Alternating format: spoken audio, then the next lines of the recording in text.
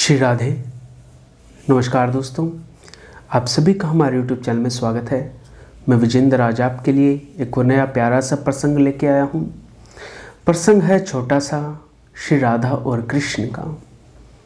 एक बार श्री कृष्ण जी उदास बैठे थे। अब देखिए, जो हमेशा प्रसन्न रहते हैं वो उदास हों तो बात थोड़ी अजीब है। श्री राधा रानी उनके पास गई और देखा तो पूछा कि आप उदास क्यों हैं। राधा जी के मन में भी यही बात आई, अरे ये तो सबको खुशी देते हैं, प्रसन्नता को भी प्रसन्नता देते हैं, आज उदासी इनके चेहरे पे क्या बात हो गई। थोड़ा सोचा, तब श्री कृष्ण कहते हैं कि राधे, मेरे मन में एक कामना आई है। अब किशोरी जी ने सोचा, अरे जो पूर्ण काम है, जिनकी कोई कामना नहीं, आज उनके हृदय में कामना कैसे आ गई। तो बोले, प्रभु आपके हृदय में कामना कैसे। तब देखिए, भगवान की 5 चीज़ें हैं, 5 तत्व हैं, नाम, रूप, लीला, धाम और गुण। आप जानते होंगे। जैसे कि उदाहरण लिया है गिरधारी का। जैसे ही गिरधारी कहा तो हमें याद आ जाता है भगवान का गोवर्धन पर्वत उठाने वाला स्वरूप। गिरधारी नाम लेते ही उनका रूप याद आ जाता है। फिर आती है लीला। क्या लीला थी कि भगवान ने गोवर्धन पर्वत को 1 सप्ताह के लिए धारण कर लिया था और उसके नीचे सभी ब्रजवासी आ गए थे। तो ये थी भगवान की लीला। जब इंद्र ने वर्षा की और भगवान ने प्रकृति का संरक्षण किया था।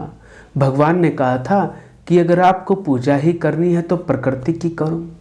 मैं आपसे भी कहूँगा, ज़्यादा से ज़्यादा पेड़ लगाना और उन्हें बड़ा करने में सहयोग करना। 2-3 साल तक उनकी देखभाल करना, फिर वो बड़े हो जाएंगे, फिर पानी देने की इतनी ज़रूरत नहीं पड़ेगी। और भगवान ने भी प्रकृति की पूजा करने के लिए कहा है। कौवों की पूजा करो, वनस्पतियों की पूजा करो, पहाड़ों की पूजा करो। भगवान ने वो संदेश गिरिराज पर्वत के माध्यम से दिया है।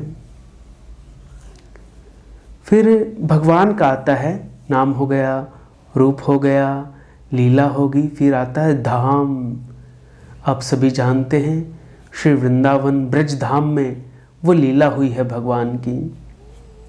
ब्रज के अंदर आता है गोवर्धन पर्वत और उसमें दान घाटी है, पूछरी को लोटा है, उद्धव कुंड है, राधा कुंड है।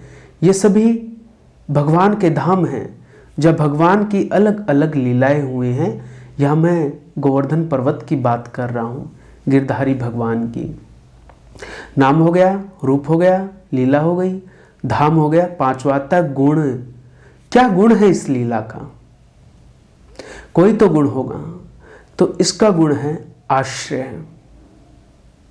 कि भगवान ने सभी ब्रजवासियों को, जितने भी थे, सबको आश्रय दिया है। तो इस गोवर्धन पर्वत लीला को धारण किया, उसका गुण है आश्रय। ये गोवर्धन पर्वत की कथा मैंने पहले कही है, जिसका लिंक मैं नीचे डिस्क्रिप्शन में डाल दूंगा। तो अब देखिए, भगवान श्री राधा रानी से कहते हैं कि राधा, नाम, रूप, गुण, लीला और धाम है। राधा बोली, हाँ ये सब हैं, लेकिन तुम उदास क्यों हो गोविंद। तब कृष्ण कहते हैं कि राधा, एक बात कहूँ, सब भक्त लोग मेरा नाम लेके नाचते हैं, रस पाते हैं, झूमते हैं, लेकिन मैं अपने नाम को ले ही नहीं पाता। मैं उसका रस नहीं ले पाता, इस कारण से मैं उदास हूँ। कैसे लूँ? कैसे मुझे उस नाम में रुचि हो, कैसे उस नाम की अनुभूति हो। राधे, तुम इतनी कृपा करो।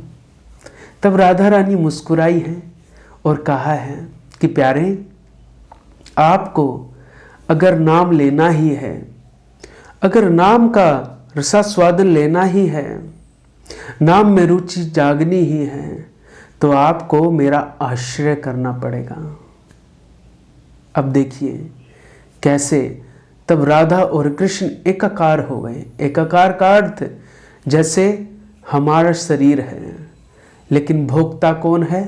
भोक्ता एक मन है। ऐसे ही श्री राधा का है और अंदर श्री कृष्ण हैं, विराजमान हैं।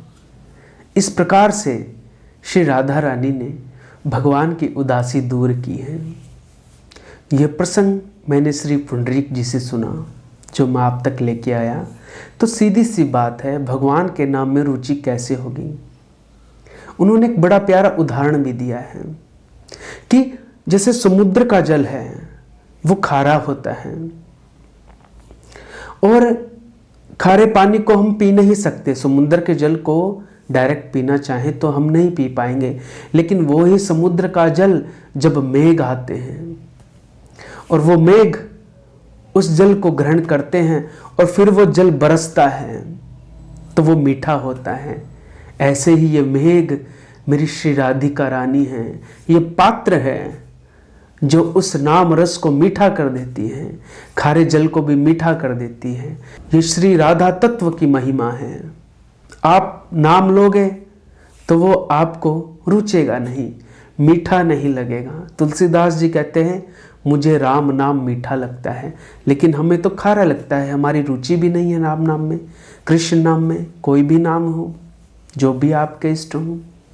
तब बताया गया है कि उसका आश्रय अगर हम श्री राधिका रानी का आश्रय करेंगे तो हमें कृष्ण नाम मीठा लगेगा, भगवान के नाम में रुचि होगी। राधा जब बरसती है तभी तो बरसाने वाली है। राधा जी जब अपनी कृपा की बारिश करती हैं तो राधा नाम हमें मीठा लगता है, कृष्ण नाम हमें प्यारा लगता है। और वही बात श्री राधिका रानी ने श्री कृष्ण को कही है कि आप मेरा आश्रय लीजिए। भजन में भी तो यही भाव है, मेरी बिनती यही है राधा रानी, कृपा बरसाए रखना महारानी, कृपा बरसाए रखना। मेरी बिनती यही है राधा रानी, कृपा बरसाए रखना, कृपा बरसाए रखना। मेरी बिनती यही है राधा रानी, कृपा बरसाए रखना। राधा रानी कृपा बरसाए रखना महारानी, कृपा बरसाए रखना। तो नाम में रुचि जगे। तो आपने देखा भी होगा, एक नाम हम लें और एक नाम कोई संत ले, कोई महात्मा ले, कोई भक्त ले, कोई रसिक ले, तो उसके मुख से कितना अच्छा लगता है। जब कोई हरे कृष्ण महामंत्र को गाता है, जब कोई राधा नाम को जपता है, कब कोई कृष्ण नाम गा के झूमता है, तो ये नाम की महिमा है और नाम ही सब कुछ है। तो ये छोटी सी प्यारी सी कथा मुझे सुनने को मिली, पुंडरीक जी से सुनी, आपके लिए लेके आया। आगे भी कुछ कथा कहानियाँ किस्से प्रसंग आप तक लाता रहूँगा। आज के कथा प्रसंग को यहीं विराम। आपको मेरा प्रणाम। जय श्री राम, जय जय श्री राधे।